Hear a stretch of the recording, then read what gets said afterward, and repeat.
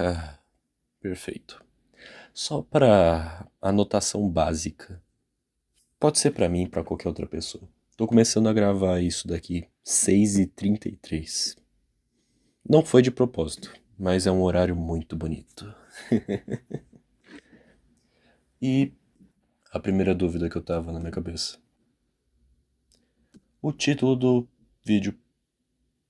Eu tava muito na dúvida sobre colocar o título como perfeição. Só que depois de eu ver diversos vídeos falando sobre perfeição e coisas relacionadas ao cristianismo e à igreja e contextos muito diferentes do que eu proponho com esse vídeo, eu acho que eu falei tudo bem. O que eu quero, então, o que eu tô significando com essa palavra é a imperfeição. Então eu busquei sobre imperfeição. E de fato, também não chegou onde eu quero. Acabei me deparando por uma quantidade de vídeos de autoajuda que não são nem um pouco do meu grado, nem o foco, nem o meu objetivo. Então, quando eu me deparei com o conteúdo que eu ia falar e me organizei de forma bem profunda, porque eu não quero uma conversa qualquer nessa porra, ok? É uma coisa mais profunda, vamos subir o nível. Não é para ser como qualquer outro vídeo de YouTube que as pessoas falam por 7 minutos um assunto completamente complexo, como se não fosse nada. Não, pelo amor de... Não, ok? Sabendo disso, eu cheguei ao tema memória. E memória é um título que vai ser acompanhado por um kanji, uma letra do alfabeto japonês. Também há um Hanzi equivale a ele na língua chinesa, mas não me vem ao caso agora. Tudo bem? Então, se você jogar no dicionário agora, neste exato momento, memória, ou até memory, se você jogar em inglês, vai ser muito simples a definição de se lembrar, recordância, mas junto com isso vai estar cerca de 15 outros significados de diversos ramos, dentro da psicologia, dentro da, eu não sei, ah, diplomacia, significados na biologia, memória artificial, e esse não é o ponto. E até mesmo a memória em si, aquela coisa inteligível que encontra-se em uma das primeiras definições do dicionário, a capacidade de evocar informações disponíveis, seja internamente no cérebro ou externamente. Não. Palavras não definem tão simplesmente isso, de uma forma precisa e absoluta, de uma forma magnífica, como essa palavra é, de fato. Então, para adentrar isso de uma forma muito mais complexa e profunda, é importante falar que palavras não bastam. Você tem que sentir, você tem que experienciar, viver aquele pequeno momento de déjà vu ou de nostalgia, talvez traga um pouco dessa memória, mas não é exatamente esta memória que eu estou apontando, é uma coisa muito mais profunda em um ritmo diferente, ok? O primeiro assunto que talvez é melhor a gente abordar um pouco é um pouco de mitologia, né? Por que não? Eu vou abordar muito mais a questão de experiência depois que eu falar um pouco da mitologia. E aí, a parte da experiência, vocês que não têm muito conhecimento sobre vão começar a entender melhor o assunto. Tudo bem? Se a gente começar com a memória. A palavra memória. Ela tem origem na etimologia da onde, certo? Eu tinha notado aqui aquele que se lembra.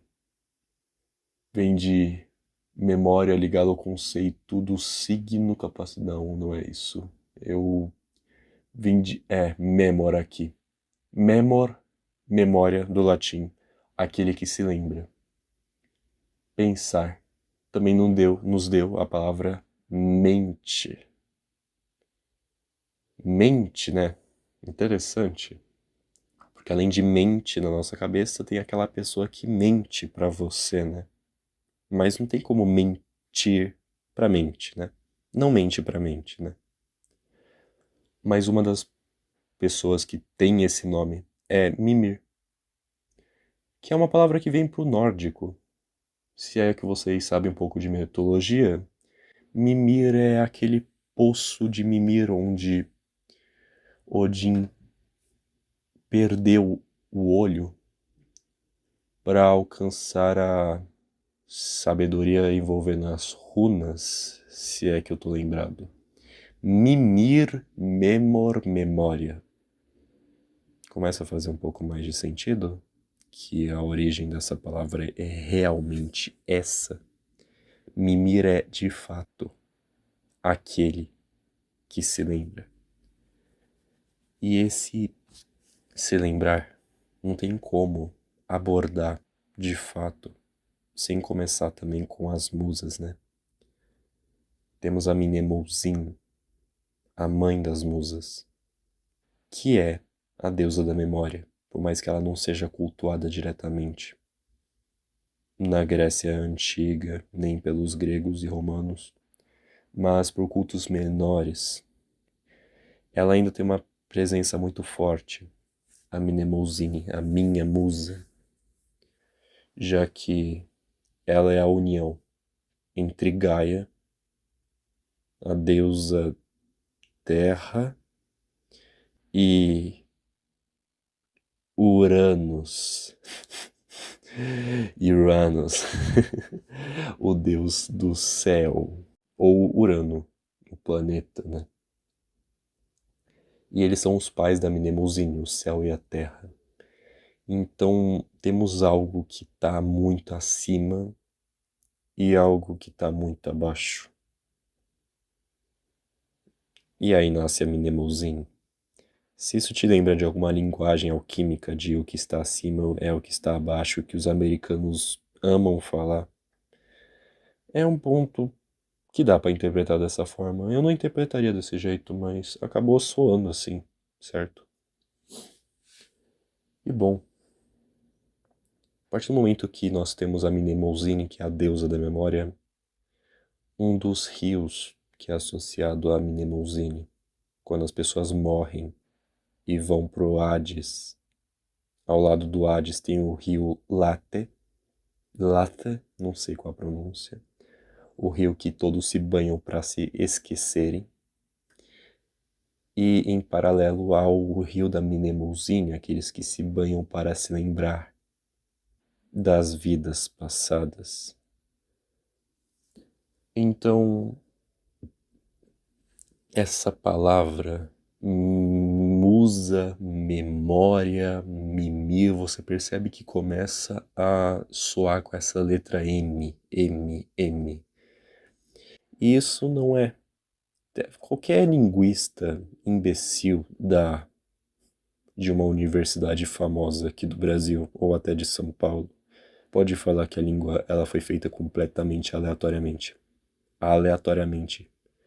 Em todos os sentidos e nenhuma palavra tem a ver com a outra. Esse completo mentecapto imbecil, ele não faz ideia de que musa, música, e museu são palavras parecidas por uma única razão. São palavras que derivam de outras e outras e outras, e o museu é a casa das musas, e as músicas são cantadas pelas musas. E quando você tem uma única letra que repete no mesmo conceito, até na língua latina, é interessante olhar para a letra M, tudo bem? Por mais simbólico que ela seja, ela é o M do alfabeto grego, certo? Bom, acabamos o simbolismo por aqui. Não que eu vou acabar completamente, mas se vocês não estão entendendo muito bem a conversa, mesmo assim se manterem no vídeo porque tá percebendo o nível de profundidade disso daqui, vamos tentar sair um pouco do assunto. E eu queria apresentar uma coisa um pouco mais diferente.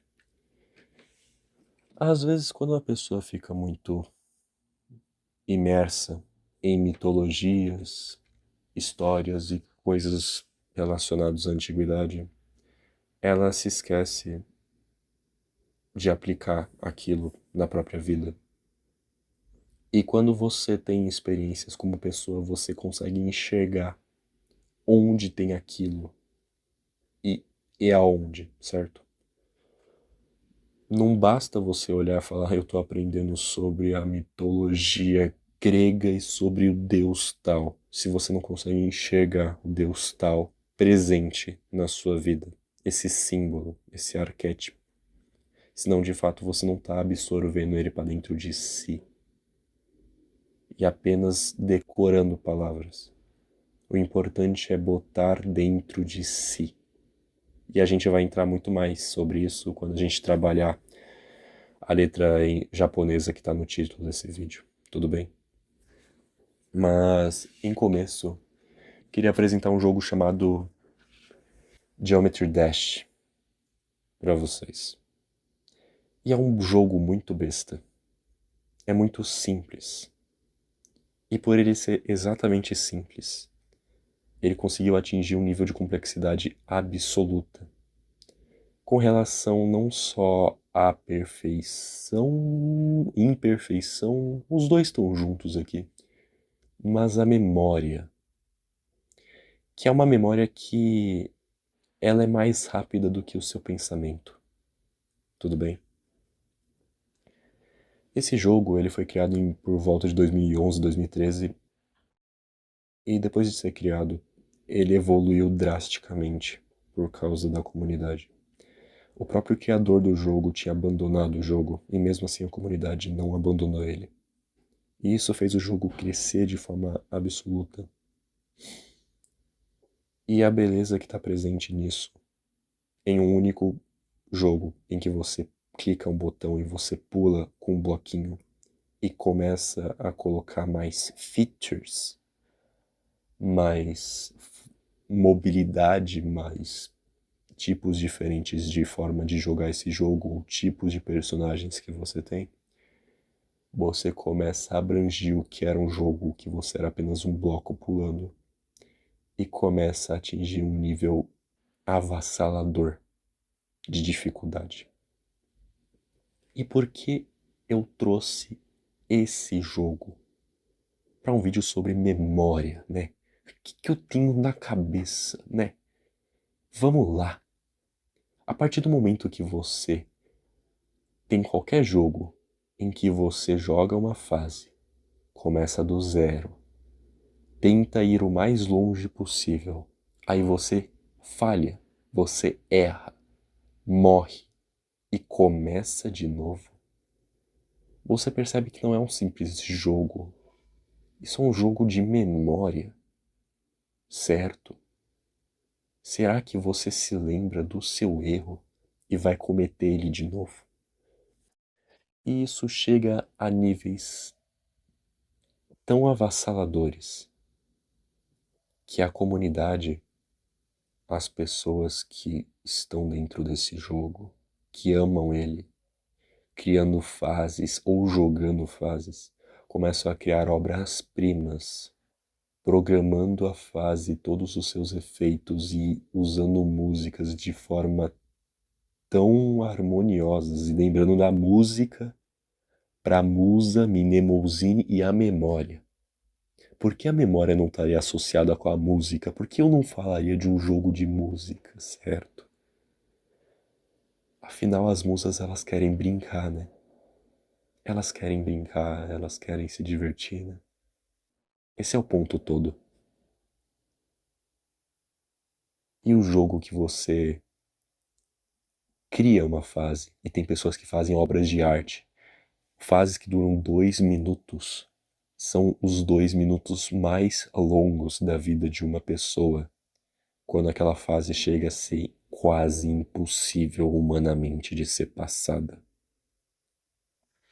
Porque precisa de uma precisão absoluta, um treino tão profundo dentro de si, um foco humanamente impossível, que quando certas pessoas conseguem atingir isto, mesmo assim elas precisam morrer nesse nível e tentar ele de novo e de novo, cerca de 200 mil vezes, para atingir a vitória naquela fase de 2 minutos. Você tem ideia do que é uma pessoa ficar meses? Às vezes até tem relatos de pessoas que ficaram um ano inteiro jogando a mesma fase, cansando dela, voltando, e ao todo se é somado 200 mil tentativas naquela fase, 50 mil vezes que a pessoa morreu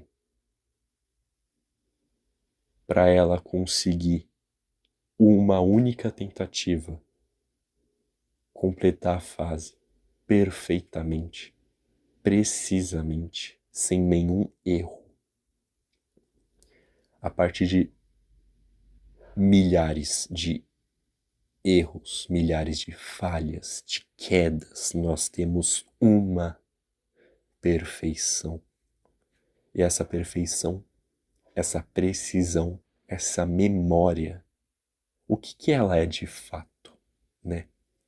Essas pessoas, quando elas começam a fase de novo e de novo, elas não estão mais pensando.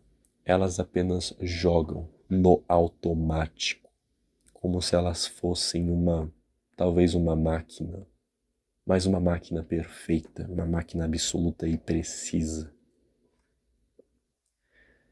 que começa a errar tanto que uma hora faz perfeitamente a execução do movimento. E por que eu quero levar a memória para esse nível? Porque é um jogo de que você tem um mouse e você clica, ou você joga no celular e você clica na tela. É a memória que não está na cabeça.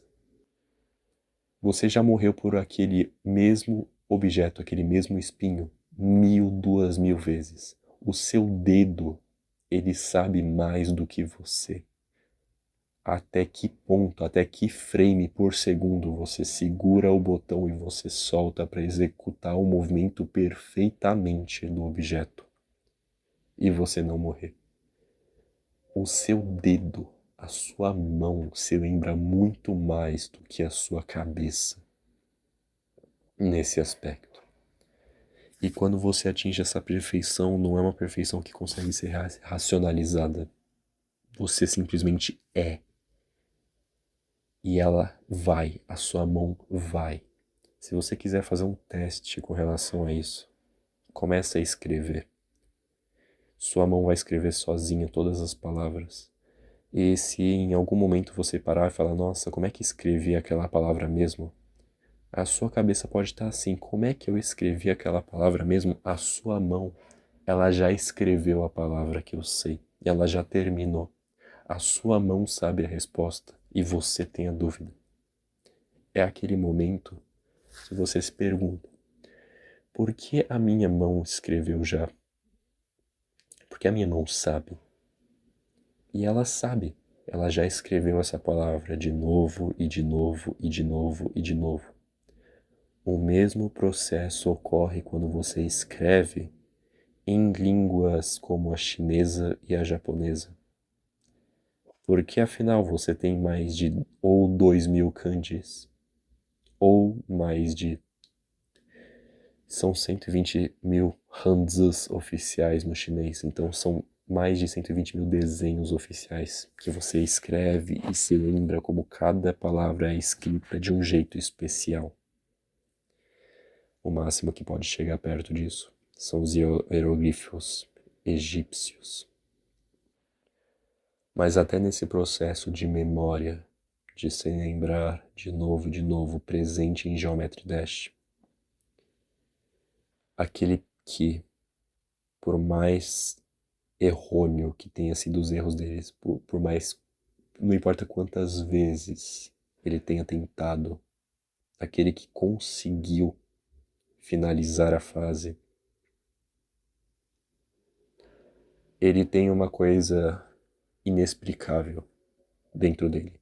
Além de uma euforia, é claro, porque é um desafio, certo? Ele está sempre se desafiando a algo novo. Mas quando você já jogou aquela fase mais de 200.000 vezes e está fazendo ela de novo e de novo e de novo, repetidamente, no começo, naquele exato naquele exato momento de perfeição absoluta, que você não está pronto que vai vir, você não sabe que ele vai vir, e esse é o ponto todo.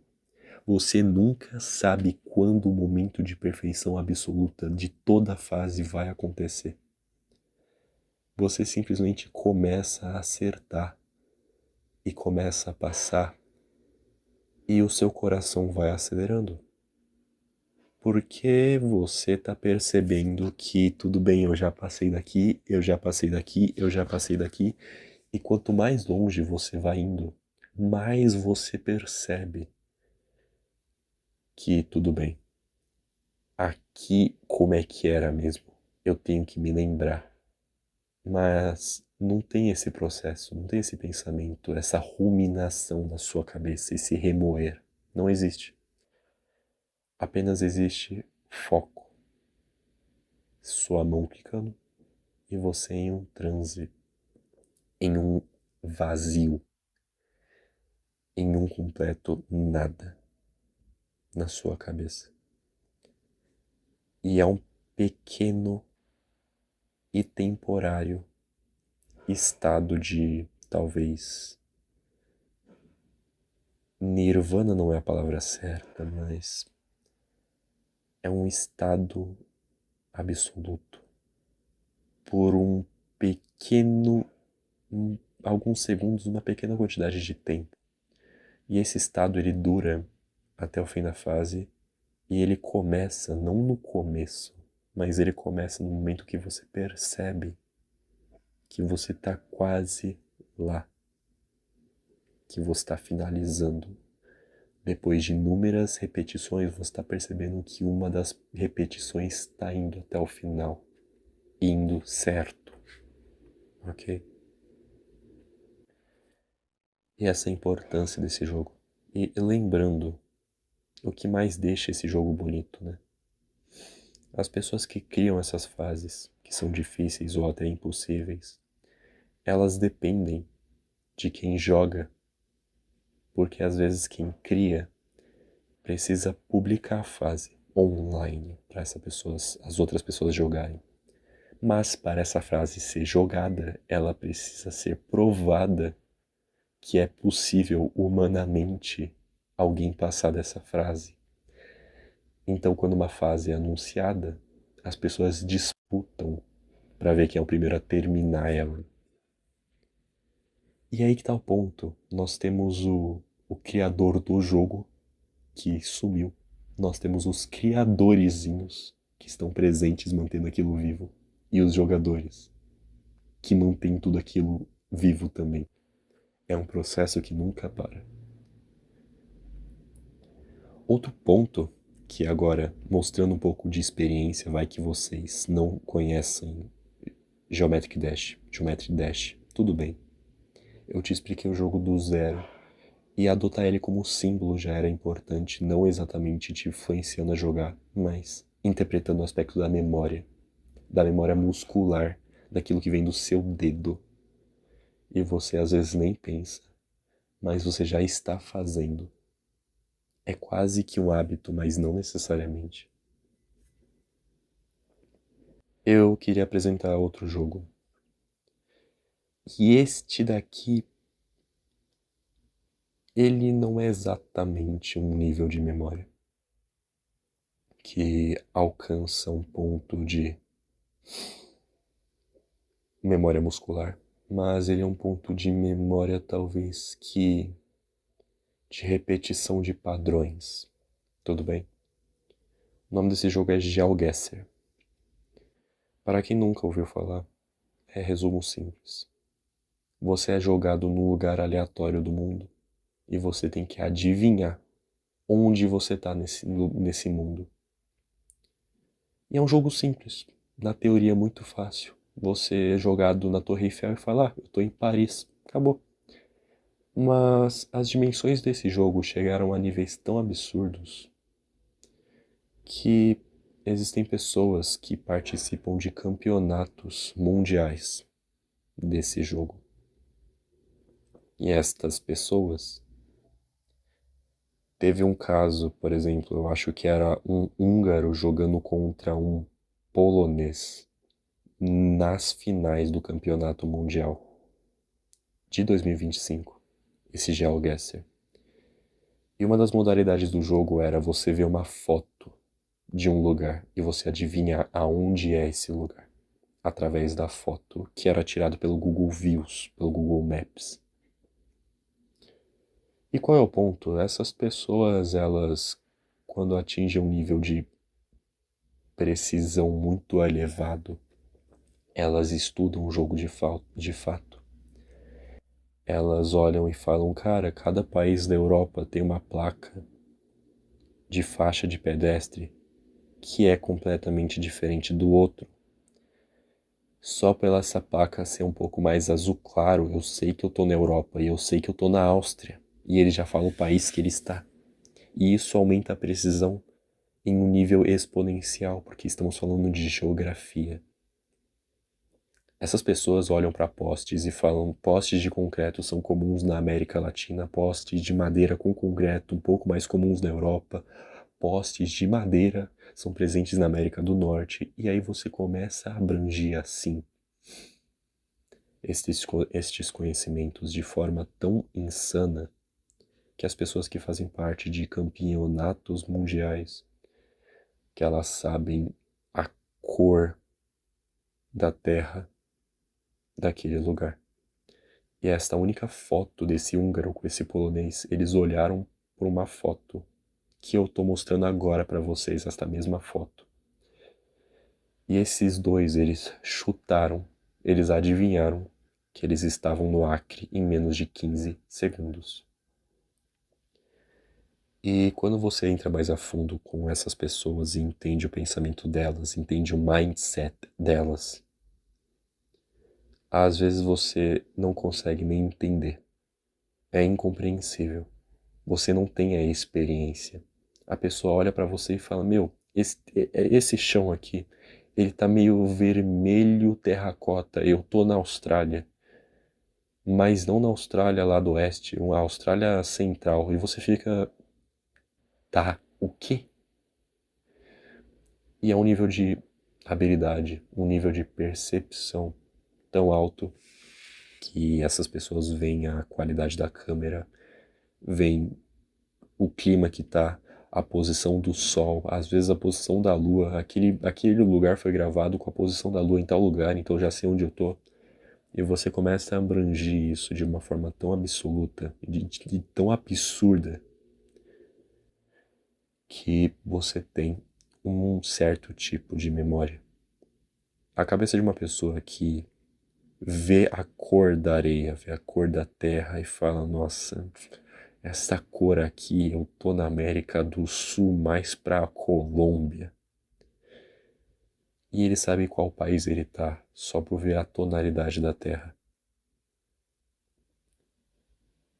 E como é que é? Essas pessoas jogaram o jogo de novo, e de novo, e de novo, e de novo, e chega a ser um nível de paciência tão absurdo da pessoa realmente se envolver com aquilo, que a mentalidade que a percepção desta pessoa se torna única. Apenas ela consegue entender. Apenas ela consegue sentir. Ela pega a terra de um lado, ela pega a tonalidade do outro e ela sabe diferenciar em qual lugar do mundo ela está. Isso é a mesma coisa para quem estuda moda, já que, para quem já viu o filme O Diabo Veste Prada, deve se lembrar muito bem aquela cena onde a novata fala com um sorriso um pouco snob que o azul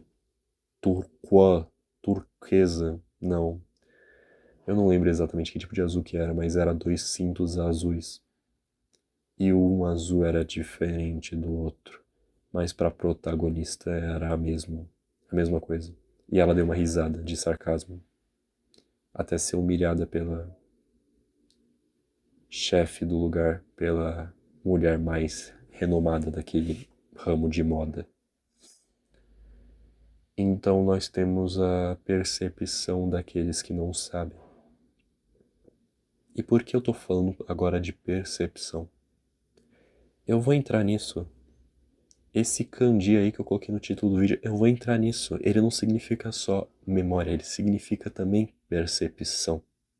Tudo bem? E esta percepção das cores, este olhar com, nossa, isso daqui é diferente disso, e pra pessoa é tipo, não, é a mesma coisa. Não é diferente. É uma percepção única. Você precisa de uma certa experiência, que não é estudo, não é memória. Exatamente, memória no sentido, tá, eu decorei que este azul, a tonalidade é A718 e este azul é 719. Não, não é isso. Seus olhos sabem. Os seus 5 sentidos estão trabalhando nisto, tudo bem? E os 5 sentidos estão muito associados ao tema desse vídeo. O problema é que não tem como trabalhar muito bem agora com um vídeo no YouTube sobre o olfato, o paladar e o tato necessariamente. O tato eu consegui trabalhar com Geometry Dash, mas apenas ali. Então já que você está ouvindo a minha voz, você tem um pouco desse sentido de como é a tonalidade da minha voz, certo? Por mais que esteja na internet. Esta percepção do azul, ela muda dependendo de quanto azul diferente você vê e você entende a tonalidade, e cada tonalidade está associada a uma história diferente, e você entende a profundeza, o quão profundo é. Algo que você só conseguia ver de forma rasa. Então aqui nós temos aqueles que não sabem, que não fazem ideia. E eles só não fazem ideia porque não fazem ideia. Não importa o que aconteça, não importa se você conta para eles que isso existe. Eles não vão acreditar de fato ou vão ignorar, porque aquilo tem que estar dentro deles. Aquilo tem que ter experiência, tem que ser experienciado para eles olharem e falarem, eu enxergo agora. E por eles enxergarem, por eles terem esse repertório na vida deles, tudo faz sentido. Sentido. Tudo bem? E é isto que as pessoas mais habilidosas no GeoGuessr, um simples jogo de mapa, conseguem atingir a níveis exponenciais. E eu não vou mentir, sempre que eu jogava algum joguinho, por mais besta que fosse, a primeira coisa que eu procurava no YouTube ou qualquer outro lugar era a speedrun daquele jogo, speedrunners, os melhores naquilo, o que eles fazem para zerar rápido. Ou se o jogo era online, eu procurava Pro League, procurava gente jogando campeonato, para ver qual era o nível de mira mais nível elevado, maior nível, mais high level, mais high skill que existia. Para eu sentir na pele e entender de fato, ok, Existem pessoas assim. E esse é o maior nível que é possível chegar neste ramo. Como se fosse uma arte. É uma habilidade que se transforma de fato em uma arte. E essa arte, por mais que não seja de fato a arte tradicional, a contemporânea ou que nós víamos antigamente, ela é uma arte porque de fato ela trabalha com as musas e porque, bom, você afeta as pessoas. Por mais que num simples jogo de Counter-Strike, de tiro, seja apenas tiro, tiro, tiro, apenas do momento, o momento que a pessoa faz um tiro muito bonito e faz aquele outro perfeitamente e outro, existe uma inspiração talvez apolínea aqui, ou talvez das musas, para todos aqueles que estão vendo. E essa inspiração mexe com a cabeça das pessoas de uma forma absurda, principalmente em redes sociais, como TikTok e Instagram. E essa inspiração de um nível absurdamente alto, quase um nível divino, não que esteja relacionado a Deus, às vezes está, né? Quem sabe, quem sou eu para falar? Mas a habilidade é num nível sobre-humano, de tentativa e erro, de habilidade de tentar de novo, de aprender e de ir e de saber sobre. Já fiz isso inúmeras vezes. A pessoa não sabe explicar como ela fez, mas ela foi lá e ela fez. E acabou. Tá feito. Tá gravado. Certo? Isso afeta subconscientemente a cabeça dela. Pelo resto da vida dela. Às vezes nem só da vida. Às vezes depois também. Mas quem sou eu para falar alguma coisa, né? Tudo bem, agora que a gente já alcançou um nível de profundidade maior e elevado sobre a experiência em si, para vocês perceberem que não é aprender, que não é ler um livro que vai aprender isso. Você tem que se lembrar. Eu vou entrar agora no título deste vídeo, porque agora vocês têm um certo repertório do que eu quero dizer. O título desse vídeo começa com uma letra também, ou termina, não sei como é que eu coloquei. Eu tô no passado, né? É uma letra em japonês, tudo bem? Esta letra, em japonês, ela tem vários significados. E dependendo da palavra que vem em seguida, ela se lê de formas diferentes. Mas antes de entrar nessas formas, eu quero falar sobre ela sozinho. Porque essa letra sozinha, ela é um nome. E esse nome se chama Satori. E Satori é o nome de um macaco no folclore japonês, shintoísta, porque se trata de um yokai. Para quem não sabe o que é um yokai, é um espírito shintoísta divino da natureza, normalmente associado a divindades. Esse Satori, que se escrevia com este kanji, com esta letra, é a história de um macaco que lia os pensamentos das pessoas. Tinham a crença de que este macaco vinha dos deuses das montanhas. Tudo bem?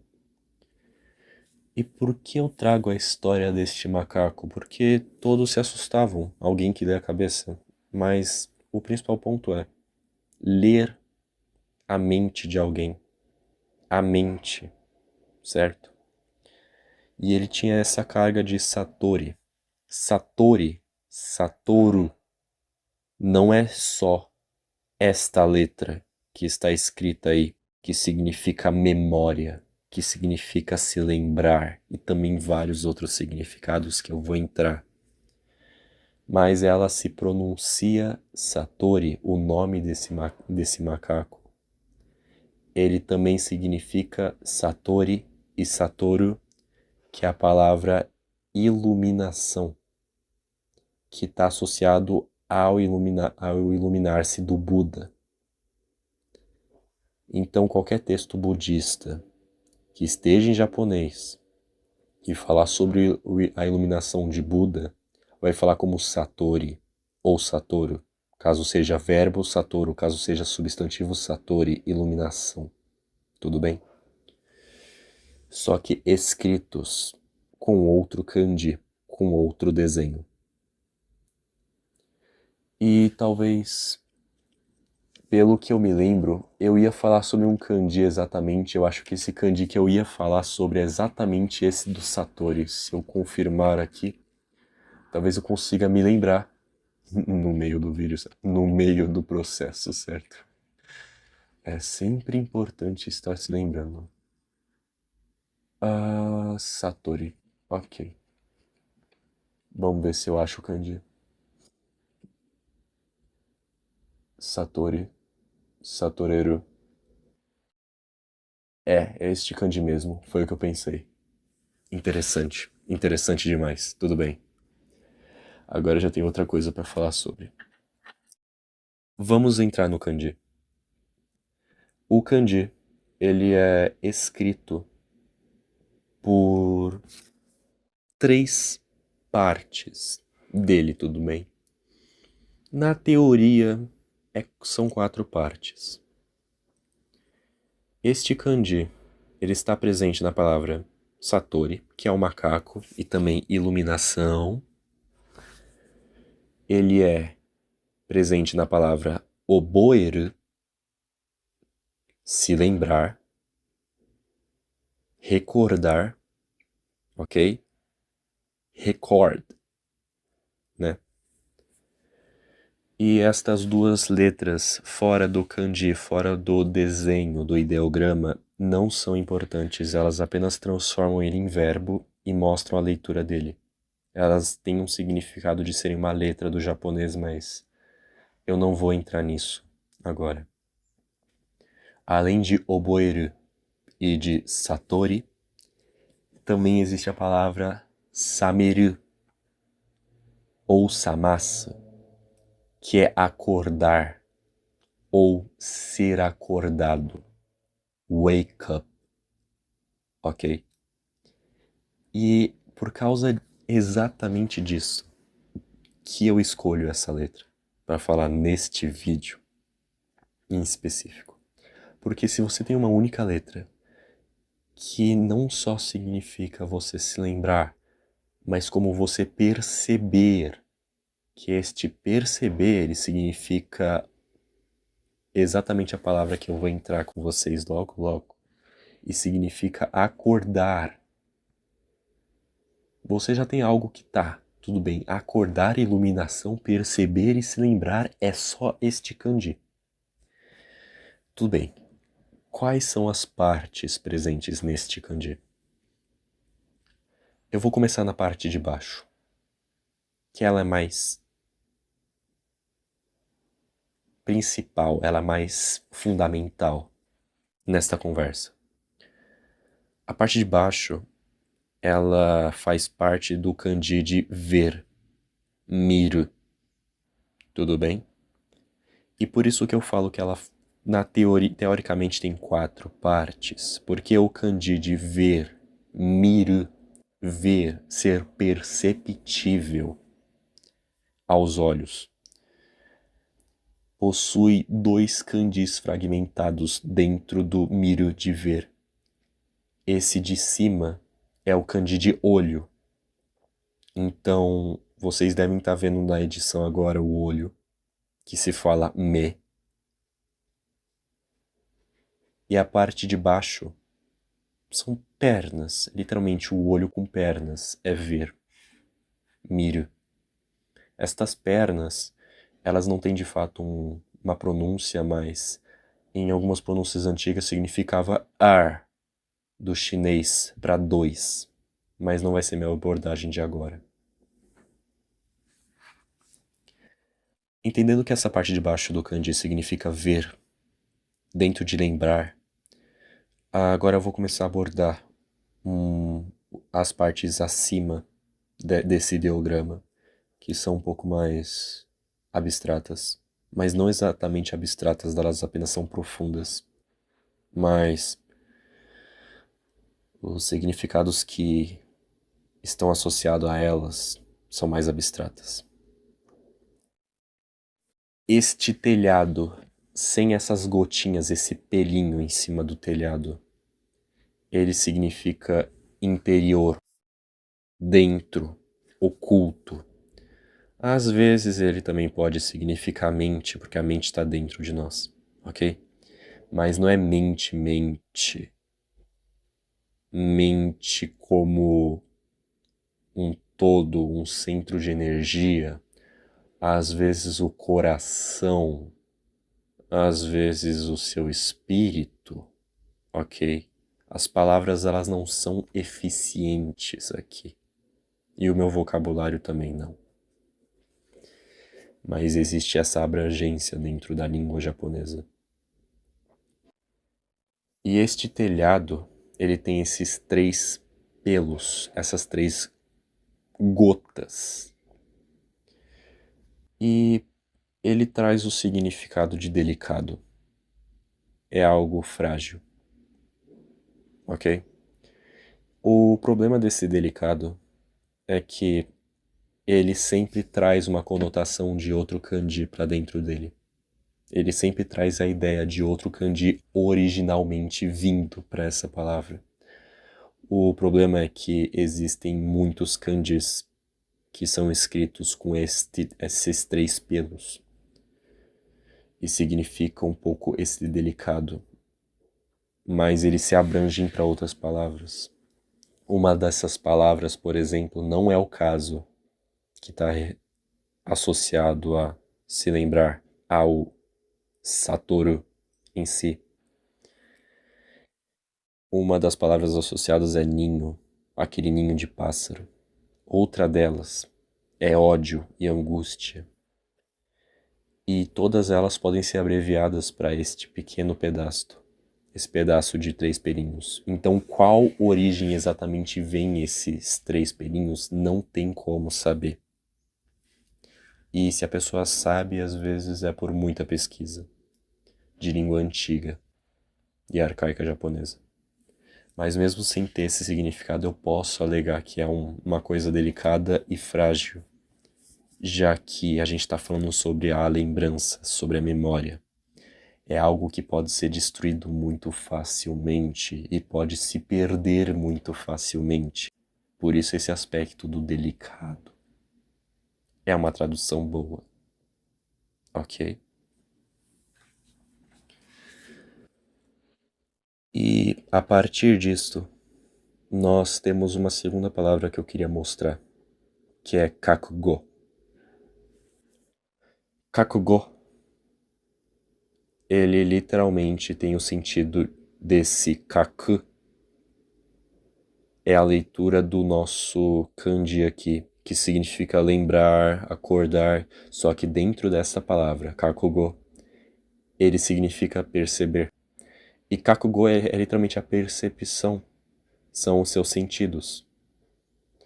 Essa última palavra que aparece, esse último ideograma, go, go, literalmente a leitura de 5 em japonês. Dentro do kanji, dentro do ideograma, tem o número 5. E este 5 está associado aos 5 sentidos. E também em algumas outras interpretações, eu acho válido você associar com uma quinta essência. Tudo bem? Porque esta palavra, esse ideograma, também faz parte da palavra Satori, que é iluminação. É exatamente esta letra. 5 sentidos. Embaixo do número 5, que é o ideograma 5 presente no Go, tem boca. que se fala kuchi. É boca no sentido de sentido mesmo, porque são os 5 sentidos, as 5 bocas, as 5 aberturas do seu corpo. Porque por mais que você não pense dessa forma, existe uma abertura na sua boca, existe uma abertura no seu ouvido, existe uma abertura no seu nariz, existe uma abertura na sua boca, no seu olho, quero dizer. E a última abertura seria nos seus dedos, né? Os poros do seu dedo para você sentir a sensação, a impressão digital. E por isso que é meio que uma janelinha, mas significa boca na maioria dos casos. Um pouco mais à esquerda desse ideograma, a sua última parte, significa o kanji de coração. E esse coração, esse shin, é bem difícil de traduzir. Coração, mente, alma, corpo. É o coração de forma abstrata, não o órgão coração. Ok? E entre todos os pontos, eu digo de forma um pouco não apropriada. Talvez eu esteja me lembrando, talvez eu esteja errado. Mas este go sozinho eu já vi ser usado para significar o Atma. Atman. Presente nas escrituras hinduístas. O verdadeiro eu, o coração. Certo? O chácara do coração. Eu já vi muitas vezes sendo usado essa palavra em algum momento da minha vida. Então, se você quiser associar, também pode ser associado aos Vedas, aos hinduístas, desta forma. E já trabalhado este kanji especificamente, que também tem uma mesma pronúncia deste outro, que é a iluminação, vocês já entendem em que direção essa conversa está indo. Exatamente. E por essa profundidade, e por eu já ter ganhado vocês, porque se você tá ainda me ouvindo, o que não é pra todos, não é pra todos. Tem que ter um saco, tem que ter vontade, tem que realmente vir pra isso, sabe? Você tá me ouvindo, você nasceu pra conversar sobre esses assuntos, ok? Muito profundos. Nasceu pra isso mesmo. Se você tá aqui e eu já te ganhei, e você realmente vai até o final, você consegue entender que esta interpretação do idioma é muito importante e fundamental para alcançar um pouco esse sentido, esse significado original da palavra, que se perde muitas das vezes quando a palavra é muito usada.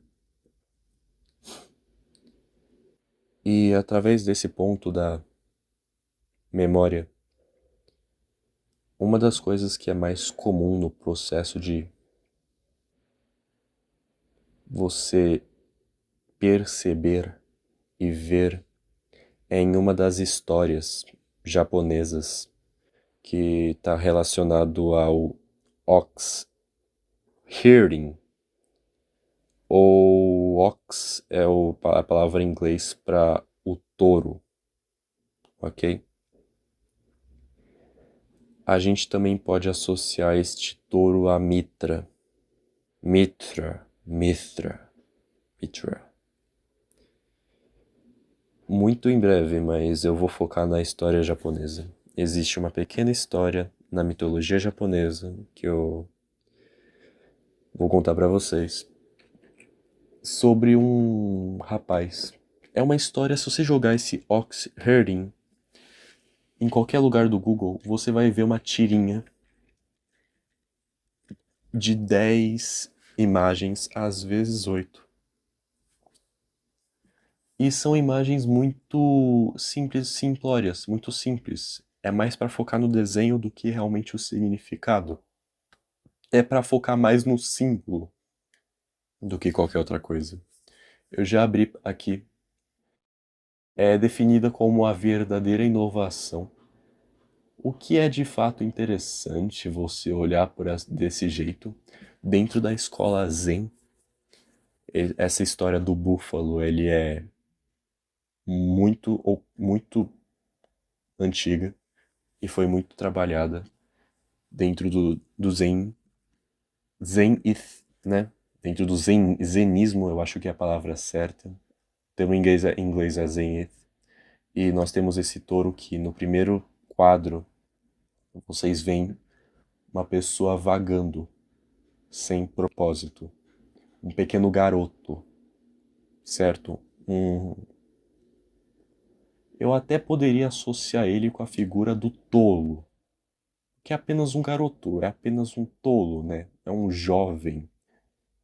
A figura do zero aqui até que seria certeira no tarô.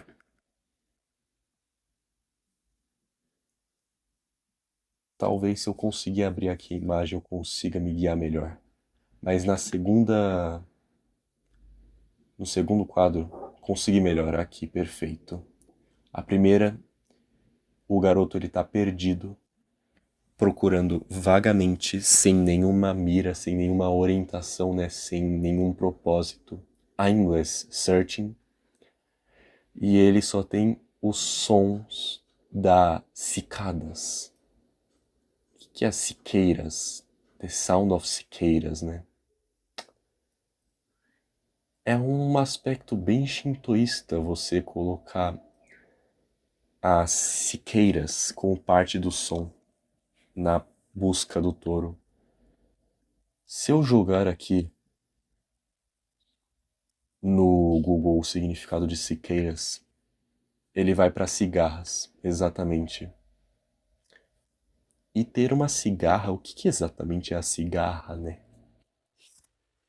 Olha, eu não vou mentir, mas esses insetos, esses répteis, a cigarra, eu ficaria de olho. Eu ficaria de olho, tá? Eles são um símbolo bem interessante. Uma sensação meio interessante quando vocês veem que eles estão perto, eles aparecem. Às vezes quando você tá num momento muito interessante da sua vida. Às vezes só de ouvir essa voz minha, eles começam a aparecer. Então toma cuidado. Tá me chamando de louco? Ah, vai ver logo logo. Pode ser um sapo, pode ser uma cigarra, uma lagartixa, você vai entender. É mais poderoso do que você pode imaginar.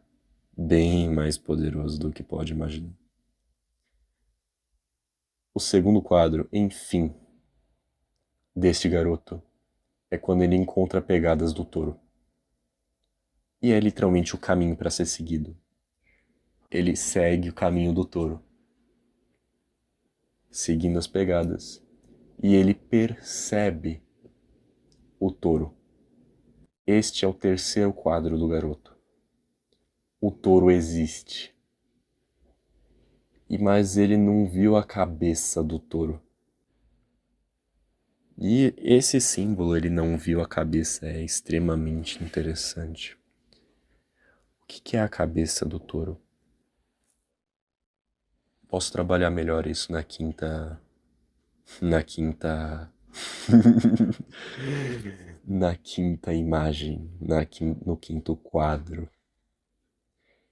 Bom, depois que o garoto percebe a existência do touro, ele vai atrás do touro. Depois ele ter ido atrás do touro na quarta imagem, no quarto quadro, no quarto passo, ele tenta pegar esse touro no quarto passo. Ele struggle, ele se debate, ele luta. E o touro fica fugindo, fugindo e fugindo, e você precisa de disciplina. Disciplina. Ok. Disciplina. Esta palavra é fundamental até dentro da sua própria palavra. Ok? Disciplina. Disciplina. Você já jogou a etimologia dessa palavra alguma vez? Eu recomendo, mas eu não vou entrar nisso. Deixa um mistério para você. O quinto quadro, ele doma o touro. Ele doma o búfalo. Ele taming the bull. Ele não precisa de tanta disciplina. Ele não tem tanta luta. Porque o touro, ele é obediente. Ele é gentil. E a partir do sexto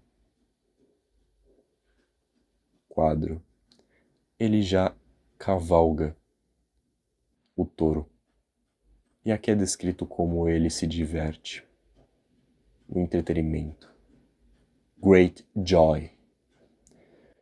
E aqui muito provavelmente, se você tem algum repertório, às vezes em alguns livros um pouco mais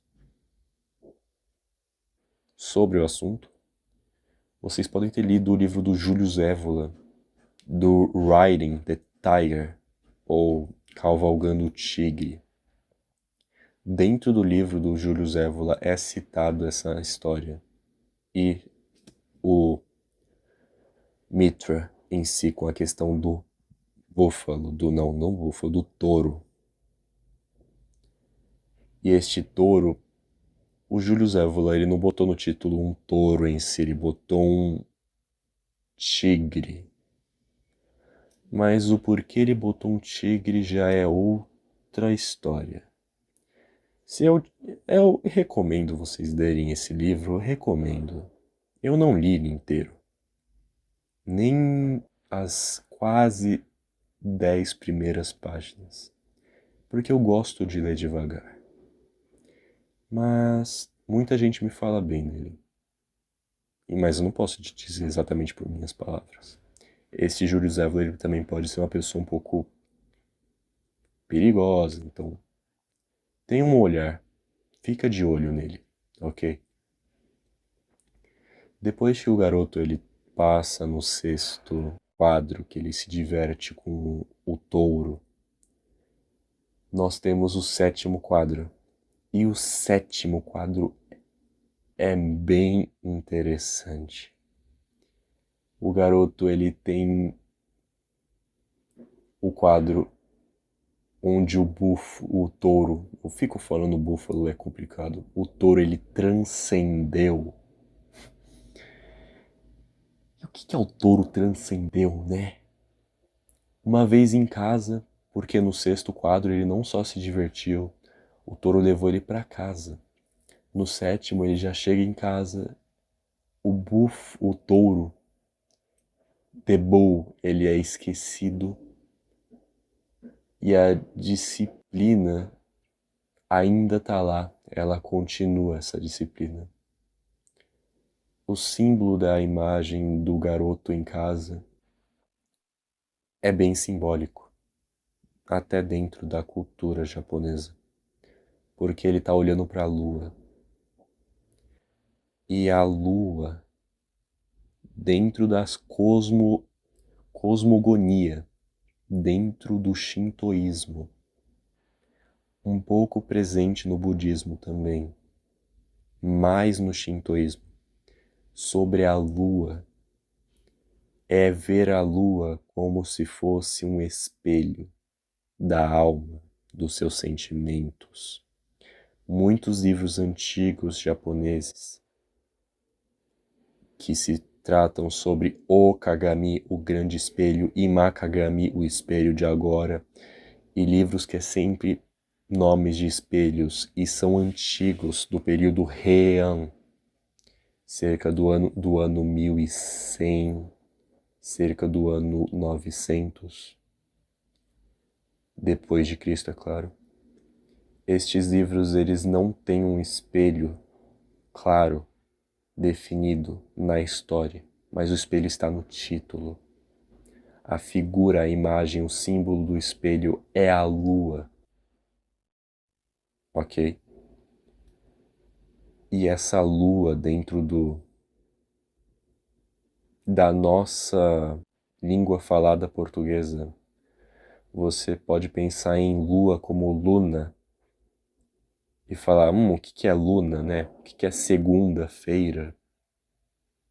O que é lunático, né? Você pode entrar nesse aspecto, mas na visão shintoísta, entender esse lado do espelho, do refletir a sua alma é importante, principalmente a lua cheia. Até a imagem do lobisomem aqui pode ser ideal para enxergar você mesmo no espelho de uma certa forma, esse lado bestial. Mas o ponto é, depois do sétimo quadro, o garoto transcende o eu mesmo dele. E qual é o ponto dele transcender ele mesmo? Bom, tudo é esquecido e vazio. E a lua some, em aspas. Se vocês conseguirem ver o quadro do oitavo quadrinho, você percebe que é um ciclo em branco. É quase o mesmo ciclo em branco que estava no quadro 7, que era a lua. Algumas interpretações dizem que o garoto se tornou a lua. Tudo bem? E o que é a lua, né? O que é a carta do tarô número 18, né? O que é? Olha, eu ainda quero muito entender sobre. Não minto. Eu passo por algumas interpretações, eu fico na dúvida e isso é normal da humanidade, né? Isso é normal da gente. Mas é bom ficar procurando e procurando. Até que o momento você chega no quadro 9. E o quadro 9 já tem algo. O 8 que tinha nada já tem algo, já começa por aí. E já começa com retorno da origem, o retorno do reaching the source, ok? A fonte é a origem, ele retorna ao primordial. E isso é interessante porque a descrição deste retorno à origem ela é definida como com ou sem o som das cigarras. Não importa o som das cigarras mais. E isso é interessante porque o som da cigarra estava presente no 1, mas não está mais presente no 9. Agora não importa mais no 9. O que já é uma interpretação diferente. E no 10, o garoto volta à sociedade e aí ele começa a transmitir a sabedoria dele para a humanidade. Em muitas interpretações desta história, ele só tem do 1 ao 8 e não existe o 9 nem o 10. O garoto apenas alcançou nada e acaba por ali. Em outras interpretações tem esse 0 ao 10 porque, bom, se não é óbvio, esse 1 ao 10, eu disse 0, mas eu me deixei levar um pouquinho. Você já escreveu o número 1 ao 9 na mão escrito e percebeu que quando você chega no 10, você tem o 1 de novo e o 0. O 0 que não é nada, absolutamente nada. Ele é o 0. E por que eu tô falando do 0, né? Porque essa história do touro é um ciclo. Faz um círculo, faz um redondo, um 0, bem interessante dentro dele. E se você olhar e focar nesse 0 e entender esse ciclo dessa forma, o fato de ter 10 quadros e retornar para o primeiro é bem interessante porque você vai do 1 ao 9 e retorna para o primeiro de novo, que é o número 10. Do 10 você vai até o 20, você retorna ao 20, vai até o 100 e você volta para o 10 de novo. Então, o que é o 0 aqui? O que é o louco do tarô, o The Fool? Olha, ele não só começa no louco tarô, né? Ele não é só o começo, ele é o nada, né? Ele também é a última carta do tarô, não só a primeira, entende? Não é exatamente primeiro, né? Porque primeiro é um. Ele é o começo e ele é o fim. Algumas pessoas falam que ele também é o 22 nos arcanjos maiores, que só tem 21, certo? Só tem 21. E ele é o zero, ele é o 22. Ele é o começo, ele é o meio e ele é o fim.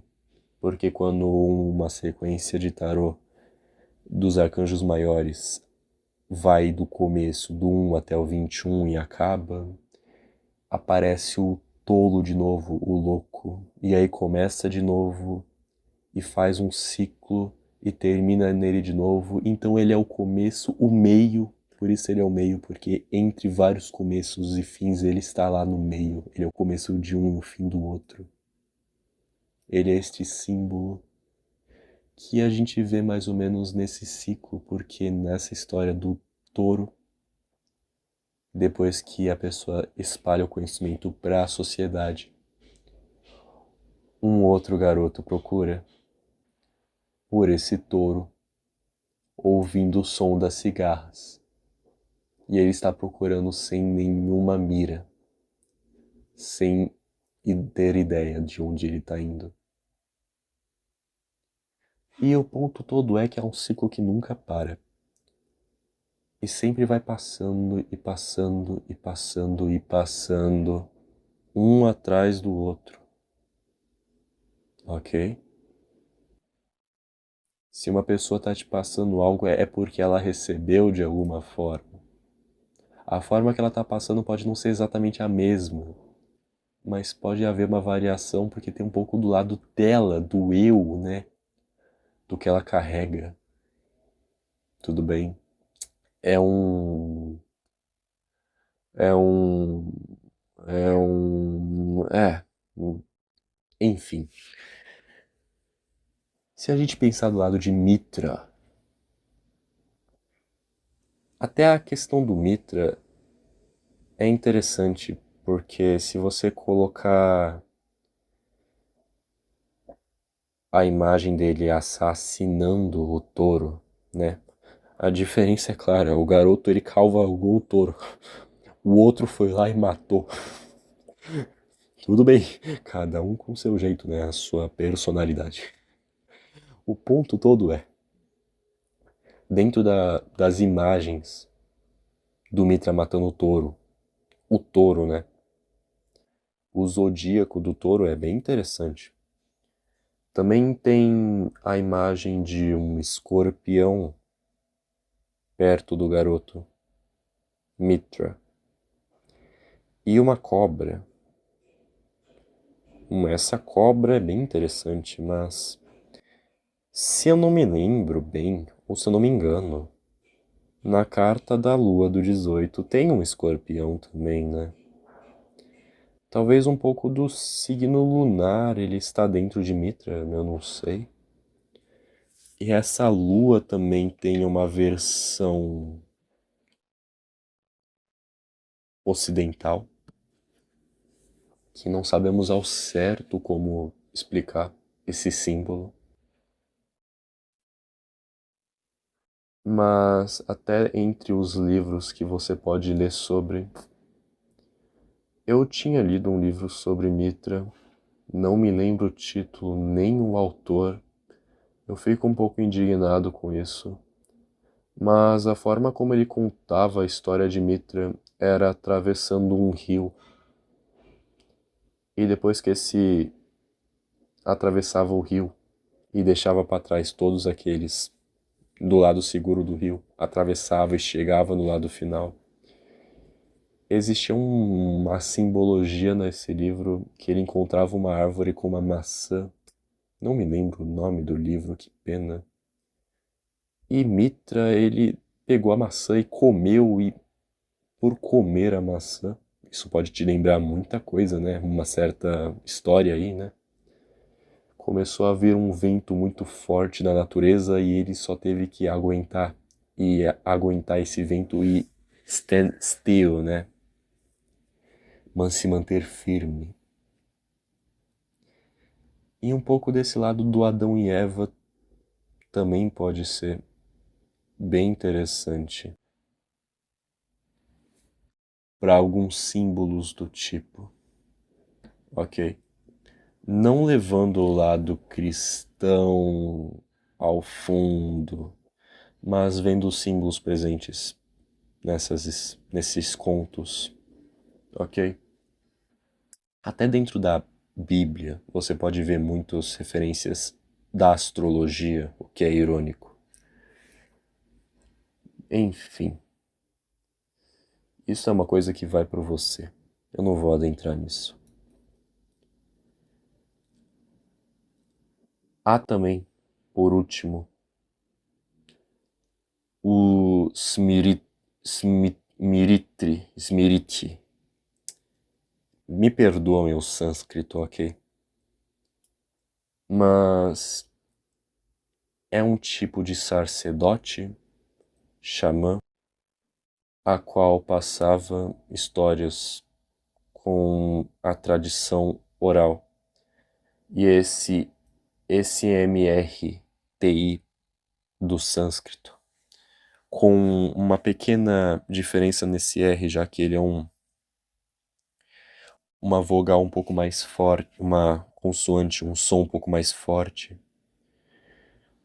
Essa palavra significa literalmente o ato de se lembrar. E esse ato de se lembrar também está associado com a tradição oral, já que por vários anos na antiguidade as pessoas elas se comunicavam sem ter um sistema de escrita, né? Vocês falavam e falavam histórias e decoravam essas histórias e tinham que se lembrar dessas histórias e passar para as próximas gerações, certo? Um dos animes que trabalhou muito bem isso é um anime chamado Dr. Stone, certo? O que é irônico, o Stone aqui, porque eu acabei de falar de Mitra, que ele nasceu de uma pedra, né? Ele não nasceu de uma virgem, mas eu acho que uma pedra é quase que uma, né? É quase que uma. E ele nasceu perto de uma época, morreu e renasceu depois de 3 dias também, pelo que a história diz. Eu não sei, tem que pesquisar melhor sobre, né? Mas é um mito bem interessante. Enfim, esse ato de se lembrar da tradição oral presente em Dr. Stone é um anime que o garoto simplesmente sofre uma bomba, não atômica, mas uma bomba petrificadora, uma bomba da Medusa, todo mundo vira pedra e fica congelado. Este garoto que, de fato, ele é inteligente demais, ele sabe construir as coisas do zero. Ele acorda e quebra a pedra, ele nasce da pedra e ele começa a recomeçar a humanidade do zero. E é um anime bem interessante. O japonês é bem difícil, já que ele começa a falar em termos científicos, mas é uma pequena aula de as coisas mais básicas, como a descoberta do fogo, e o anime vai indo até a época que ele começa a criar aparelhos tecnológicos, radiofrequência e foguetes, passo a passo. E por que a tradição oral está relacionada com este anime? Porque este garoto ele acorda sozinho no mundo em que está todo mundo petrificado e ele tem que despetrificar todo mundo, ele tem que fazer as pessoas nascerem da pedra também. A partir de um feromônio do xixi do morcego, enfim. As únicas pessoas que não foram petrificadas, elas estavam na Lua e eram os astronautas, que quando voltaram para a Terra viram que estava nessa situação toda. E para prolongar a humanidade, eles tiveram filhos, mas eles não conseguiam exatamente escrever coisas para manter a história. Então eles contaram, fizeram um grande conto de 100 histórias, pequenas histórias que deveria ser passada de geração para geração para as pessoas se lembrarem destes antepassados. E isso é muito bem trabalhado no anime, já que o objetivo desse astronauta que conhece o protagonista, ele sabe que o protagonista vai acordar da pedra. Ele faz toda essa história, que é um enigma, e esse enigma só o protagonista vai entender, porque ele conhece quem fez a história. E quando ele entende, ele sabe onde tem um disco e onde tem uma pedra de diamante que é raro de se encontrar, e ele consegue ouvir a voz dele num disco de vinil. E para ter toda essa tradição oral e ela ser passada de geração em geração, em geração em geração, o povo, que são os descendentes dos astronautas, começa a pegar certas tradições, que são a de um rei, quase que um rei, sempre se casar com uma mulher que tenha a melhor memória possível para decorar estes contos e passar para as próximas gerações. E este ato de decorar e se lembrar está presente até dentro deste anime de uma forma muito interessante. E até que intrigante, precisa, porque a gente já entra na questão de genética. E não quero ser pseudocientista. Quem sou eu para falar, né? Será que a genética consegue carregar algum tipo de memória? Será? Eu não sei. Mas eu só sei que quando a minha mãe fica falando, caramba, você me lembra seu pai. Mas eu nunca vi meu pai. Isso já assusta, hein? Como é que eu consigo me comportar igual uma pessoa que eu nunca vi na vida? Será que alguns comportamentos eles se repetem nesse sentido? E talvez você se lembrar faça sentido? Por que não, né? Você talvez tenha que só que perceber, nem precisa se lembrar, vai que seus pais estão perto de você. Enfim.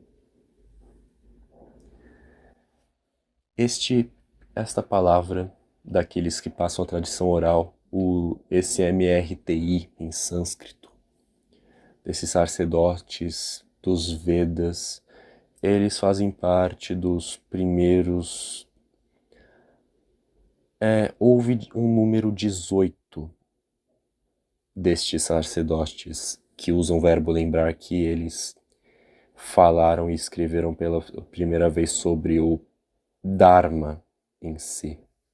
São 18 pessoas. Alguns textos falam que foram 20 ao todo. Enfim, o número 18 da Lua aparece aí de novo, coincidentemente. E este ponto de passar uma tradição para outra oralmente, que era o trabalho deles, que até antes então era bem valorizado e hoje em dia é bem fácil você escrever um livro. Era algo que os gregos dependiam muito, obviamente, né? Por que você precisaria da deusa Mnemosyne se todos os contos gregos eram cantados pela memória de um povo, né? Não sei se você realmente sabe do básico, mas esse povo não tinha esses contos escritos. Eles começaram a ser escritos pelo Hesíodo e pelo Sêneca, talvez um pouco, mas não exatamente pelo Sêneca. Mas eles foram escritos muito depois de serem ditos e recontados, e de novo, com várias versões, cada um com a sua versão. E essas pessoas simplesmente pegaram a versão que estava escrita e botaram no papel. E depois de botarem no papel, falou: ó, chegou aqui em mim assim, esta é a versão. E os mitos gregos, vocês percebem até que existem muitas variantes, muitíssimas variantes. Existem variantes que você olha e fala, ok, a Medusa, ela no começo era uma sacerdotisa do templo de Atenas, ela foi abusada pelo Poseidon dentro do templo e Atena chegou e falou: Nossa, que criatura desprezível, e transformou em Medusa. Em alguns outros contos já chega e fala: Ah, a Medusa, ela sempre foi a Medusa, ela era a filha dos mares, uma criatura marítima. E ela sempre existiu, né? Esta cabeça com cobras, ela sempre existiu, e cada um conta o mito de uma forma diferente. E você olha e fala: Qual eu acredito? Eu acredito nos dois. E acredita em nenhum ao mesmo tempo. O ponto é o mito do povo. É um mito daquela cultura escrito e passado. E tem esse símbolo. O que é o símbolo da Medusa, né? Além de ter muitas mulheres que tatuam o símbolo da Medusa para falarem que elas resistiram a certos abusos que aconteceram com elas muito antes e elas aguentaram firme. Tem este símbolo, que é bem bonito, é um símbolo de resistência. Mas também há o símbolo daquilo que você olha e fala: Ok, cabeça com cobras, isso te petrifica e transforma você em pedra. Interessante, né? E o que aconteceria se você fosse despetrificado? Será que você ainda se lembraria de quem você era antes de virar pedra? Olha, se lembrar, acordar da pedra ou perceber que está em uma, é um estado vegetativo bem trabalhoso, né? Algumas pessoas não fazem ideia. Enfim, eu vou ficar por aqui porque já é o que minha voz permite. E muito provavelmente este vídeo não vai pegar uau, tantas visualizações, mas o ponto é, chegou em você. E o que que é, né? O que que é? Enfim, é um... É um... É alguma coisa, né? E eu ficaria muito atento se eu fosse você, né? Porque essa curiosidade... Este macaquinho que a gente estava falando agora na história do Satori, ele lia o pensamento dos outros. Este macaquinho que ficava lendo o pensamento dos outros, ele era bem curioso, né?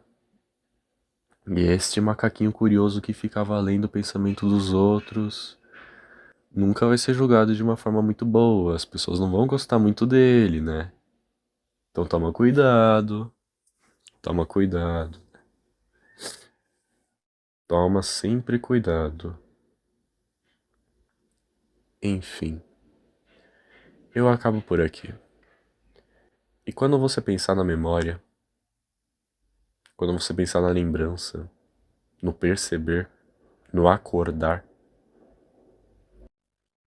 talvez tenha um símbolo muito mais eficiente do que a lua, né? Porque o que é a lua? O brilho da lua vem da onde, né?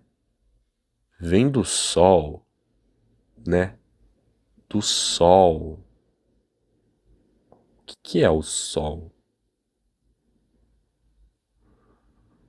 Eu acho que talvez o sol seja este aspecto bem solar, poderoso e também perigoso. Bem perigoso. E olha que o sol sempre tem as luazinhas, né? As pequenas luas dele. Ele vai iluminando cada uma delas, gravitando no centro disto tudo. Porque ele pode. Porque ele é, né? Ele é o sol. Se ele não fosse, não teria graça. E é exatamente porque tem graça que ele pode todo dia, sem nem te perguntar, né? 6 horas da manhã, aparecer na sua janela e falar: entrei, foda-se, eu tô aqui. E aí você talvez acorde com o sol na sua cara. E quando você acordar, talvez você se lembre: nossa, eu tava dormindo esse tempo todo. É um símbolo bem interessante este, né? E é muito curioso. Porque às vezes, por mais que um vídeo não vai fazer tanto visualização assim, você tem que jogar uma rede e tentar ver quantos peixes aparecem nessa rede. E você pesca. Vai que vê um touro no meio. Vai que. E este touro, que pode vir no meio, não sei. Vai que ele é assassinado, vai que ele é domado. Depende de você. O importante é você, como louco, né? E sempre se virando, e se virando, e se virando. E é importante o lema do foda-se, foda-se, foda-se, e se foda, se foda, se foda. E olha que é um lema muito poderoso, que só tem no nosso idioma ainda. Porque se não tivesse no nosso idioma, poxa, aí não ia ter graça, né? Como é que eu ia chegar na padaria e falar: ah, qual qual sabor de bolo você quer? Ah, me dá um qualquer bolo. Foda-se. Eu como qualquer um. E ela te dá um bolo de maçã. E você olha e fala: que belo bolo de maçã. É um ótimo bolo. Às vezes só por você se deixar levar, aparece uma maçã aí. E essa maçã te nutre. Ela te nutre apenas uma única mordida. Você sente o vento batendo, a natureza se revelando. E você já olha e fala: interessante isso daí, hein? Interessante. E é importante você sempre se lembrar, porque em algum momento você nasceu, você se esqueceu. E a partir do momento que alguém esquece, tem que se lembrar. E se lembrar é o mais importante.